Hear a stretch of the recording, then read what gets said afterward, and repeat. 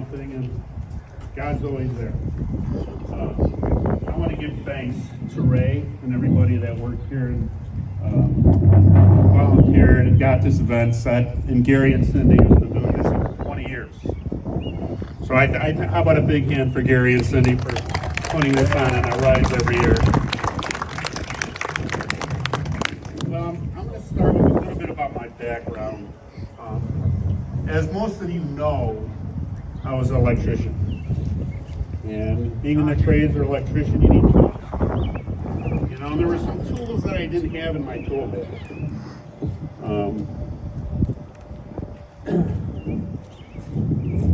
One of the tools that he uses were paint. And he uses that. That's one thing I think everybody could agree with. We all try to get out of. We all hate. We all don't want it in our life and do anything to get away from it. Well, God made us. He knows us. He knows we'll do anything for it. And a lot of people respond to it, and I did. That's what I needed. I needed to be broken down to change what was going on in my life. But, you know, for me, I mean, things were going great. I was a top performer. I was getting the big jobs. I was running work, taking jobs from the ground up, and everything's going great. The decisions were me making the decisions, and I was lucky enough, and everything was going great. Rewarded for my company, and when, you know, been taking care of the Cubs game and hockey game, and my life was really great. I remember going to the doctor, and the doctor's asking me, well, how's your stress level? And I'm like, stress level? I really don't have any stress. And that's how my life was going for a while. I felt like I could do anything, and life was really good, and then the pain set in. And then what does everybody hate? Pain. And in Romans 5, 3 and 4, I use some of these Bible verses to get through some of my things. Not only so, but we also have glory in sufferings, because we know suffering produces perseverance. Perseverance, character, and character, hope. So, about after the third ankle surgery, all of a sudden, you know, I was the kind of person where, you know, I come home from at night after work, before my head would hit the pillow, I was asleep every night. I remember telling people, I don't even remember going to sleep because I fall asleep right away. Well, that didn't last. And then I went to no sleep. No sleep for a month, 2 months, 3 months, 4 months, a year. What was it like? Well, maybe some of you could relate to this, but it's like your worst hangover in the world that you could ever have, and having to function, make decisions, and go through life. I felt then all of a sudden the anxiety hit. And then I never knew what really anxiety was, and then all of a sudden that hit. And it would cripple. I'll tell you one thing though, you do really find out who your friends are when this happens. When you go through trials and tribulations, who's there for you? And being supportive. Then I go, okay, well, being the kind of person I was, I'll find out how to do this. So I went all kinds of natural therapies for sleep. I saw herbalists in Chicago. I went the best of the best and tried everything, nothing. So I go, well, I got to try something else. So I went, you know, the pharmaceutical route. And I tried almost everything they had out there to sleep, nothing worked. And it would make it worse, and I couldn't function at all the next day. Okay, all right. The anxiety was overwhelming, and I was pretty much praying to die every day. It was that bad. I did not want to live. I couldn't live like this, and I was at a loss. I had no joy, no laughter. I probably didn't laugh for 2 years. Imagine what that's like, no joy in your life. It's the worst. And I had this chemical imbalance in my body, and it just went haywire, and it was doing its toll on me, for sure. But, you know, what does God use again? Another tool that he uses is perseverance. You know, as we look at what I used a lot was James 1:12, and I hated this verse. This was I used to just question God and say, how could this be with pain? When you go through something like I did, and life doesn't seem, everything seems just off and haywire. Well, in James 1, how do you do this?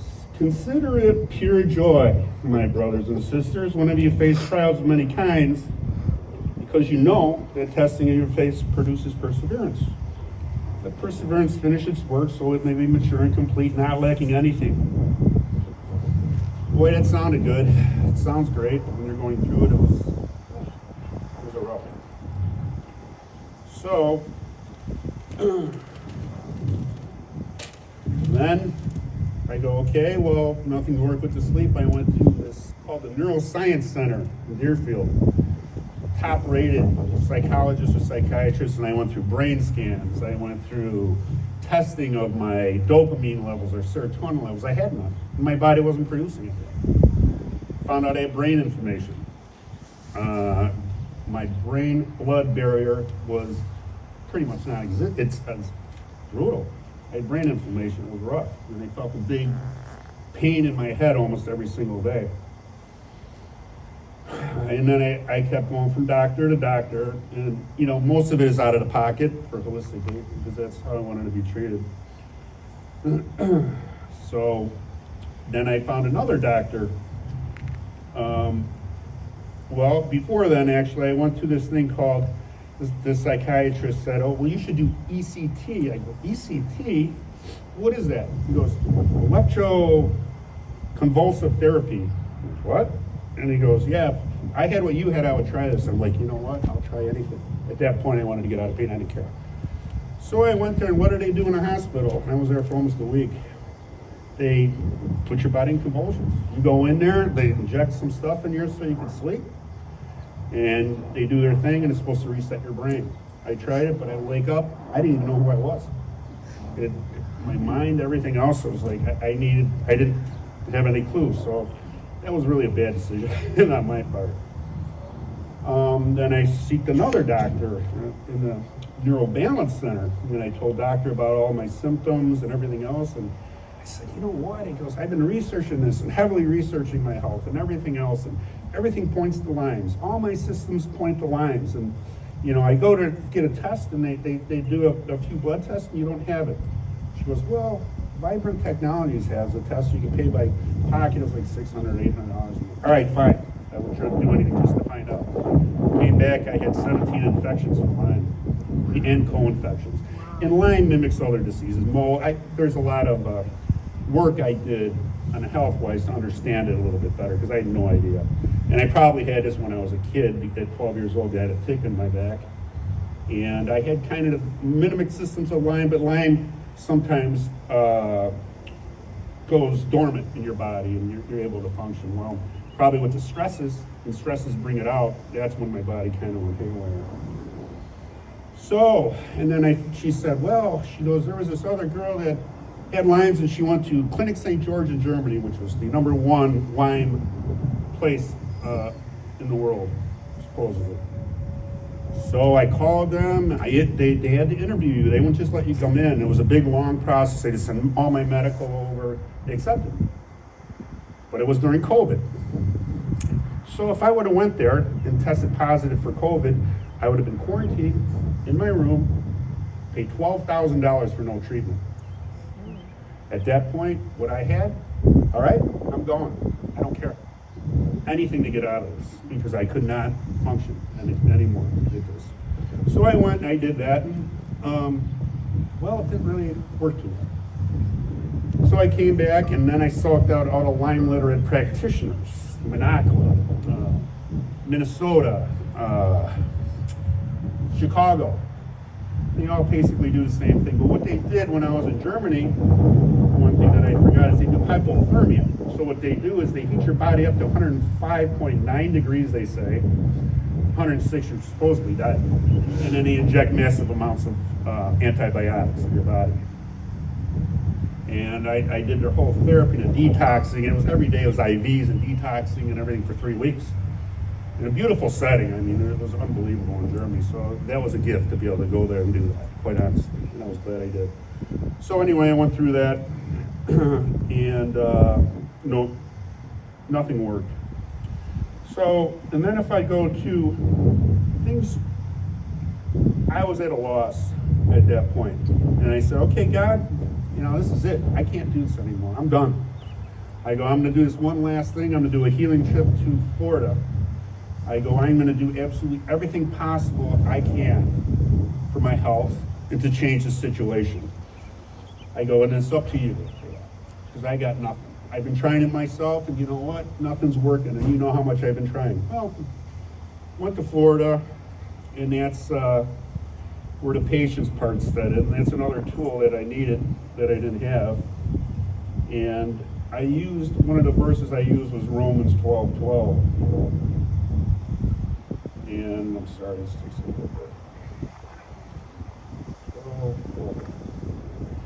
Be joyful in hope, patient in affliction, faithful in prayer. Share with the Lord's people who you are in need and practice hospitality. Patience. Okay, Lord, so on my journey down to Florida, I started analyzing myself. What's working? What's not working? What feelings am I getting? How do I change it? What could I do, Lord? Keep praying about it. Lord, what could I do? What do you want me to do? So I got to Florida, I prayed about it, I started making a decision. First thing in the morning, read the Bible first thing in the morning. Second thing in the morning, go for the grateful walk. Go along the beach, everything you're grateful for. And I did that, and I felt, and I even told God, I feel like a hypocrite, because I don't feel this. But I'm going to say it, I'm going to go through this exercise to try to be positive. And if I'd say one negative thing, three things positive. And I tried to do these things that kind of rewire my brain and my thought process, where I was going.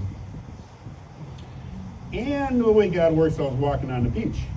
And this one guy, long hair, ripped, and then he had this jar, mason jar, and I go, what is that? It was celery juice. It changed my life. What? It was celery juice that changed my life. All right. Well, then I went home, started doing celery juice every day. In the medical meeting, I don't know if you guys are familiar with that book.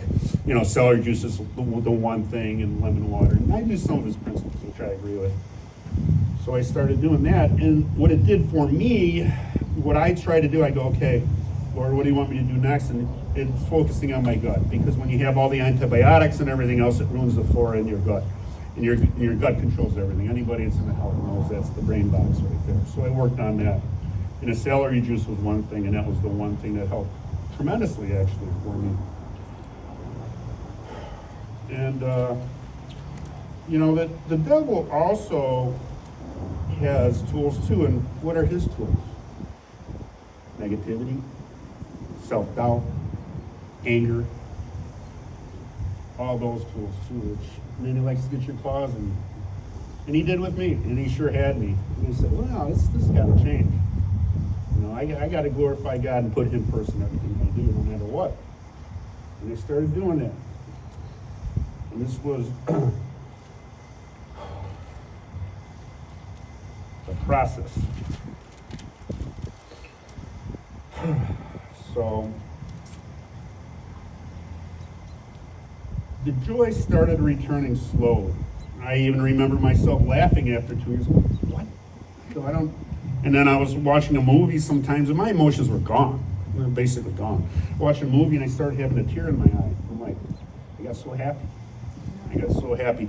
And then all of a sudden, the sleep started returning slowly, but that took a long time. And it's still a work in progress, but really well. And I really thank God for that. And then the peace started settling in. And if we go to Philippians 4:6 and 7,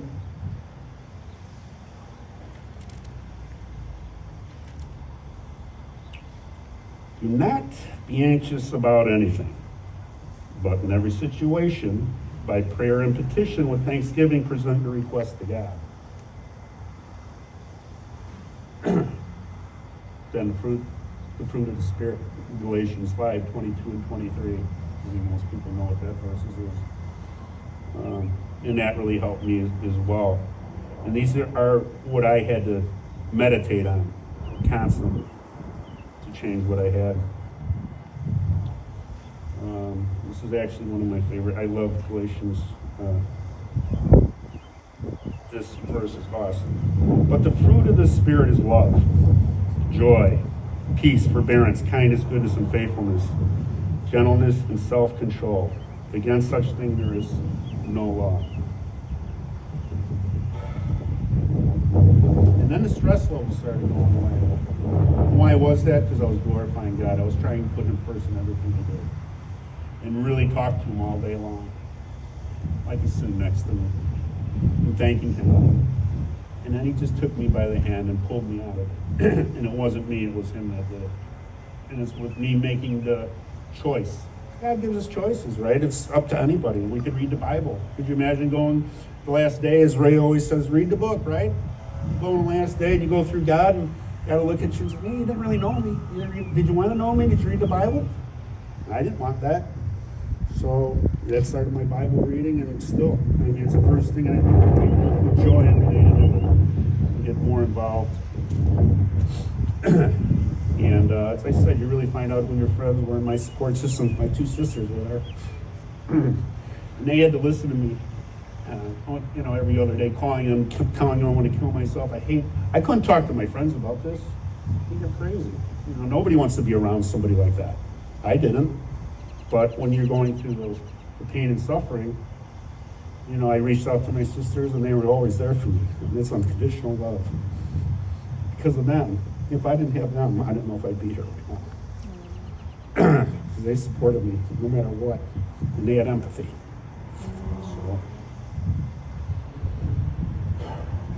So I don't have any stress anymore. Another beautiful verse I had in Isaiah that I used. Verse 41:10. So do not fear, for I am with you. Do not be dismayed, for I am your God. I will strengthen and help you. I will uphold you with my righteous right hand. Another one that I like. I'll just share just a few of these, and then I'll finish up. And then Joshua.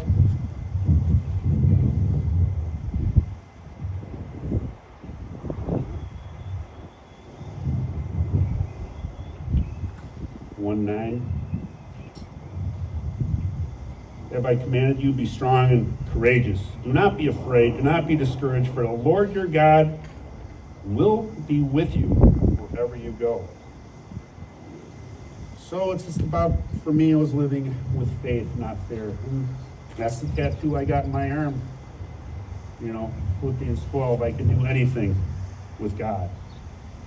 And it's kind of, it's actually a phoenix. But beforehand, it's their flames, and that's me burning, being lifted up with the phoenix and with faith up above. And that's what God did with me, because of faith, because I turned to Him. So we all have choices, right? He gives us choices. And I'm just sharing my story, not what for me. Everybody's different. Everybody needs different things. But we have a Lord that will be there for you. Although the anxiety level, how did I get rid of it? How did I get rid of the anxiety level? It's simple. It was the easiest thing I ever did. I know God controls every single little thing. So for me, if I did my absolute best in everything, which I tried, and He knows that, I'm the kind of person I was, He took me by the hand and pulled me out of it. So the glory goes to God. It wasn't me. It was Him, because I turned to Him and I have faith. So that's my story. And thank you. Thanks, HIGHROAD. Thanks, Lazer. You guys gonna get you down off that truck. I know, right?